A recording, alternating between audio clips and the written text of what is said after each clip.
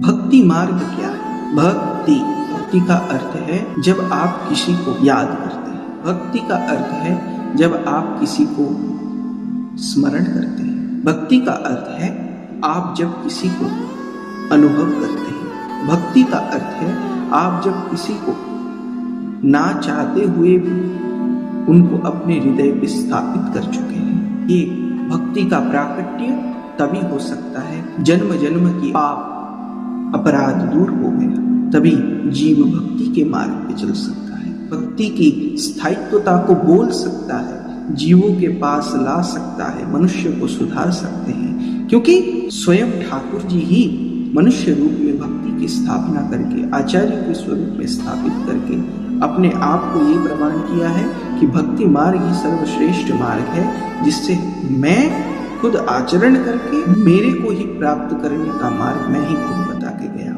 यही भक्ति का संपूर्ण मार्ग है। इसलिए भक्ति क्या है इस विषय में हम जब जान पाएंगे तब तक हमारा भक्ति प्रारंभिक स्वरूप में ही प्रकट हो गया, क्योंकि हम उस मार्ग पे चलना प्रारंभ कर दिए, उसको जानना प्रारंभ कर दिए। इसलिए जानने का जो इच्छा प्रकट होता है वही भक्ति मार्ग के रूप में हमारे जीवन में स्थायित्व हो जाता है। तभी ठाकुर जी आपके जीवन में कृपा कर देते हैं। यही भक्ति का स्वरूप।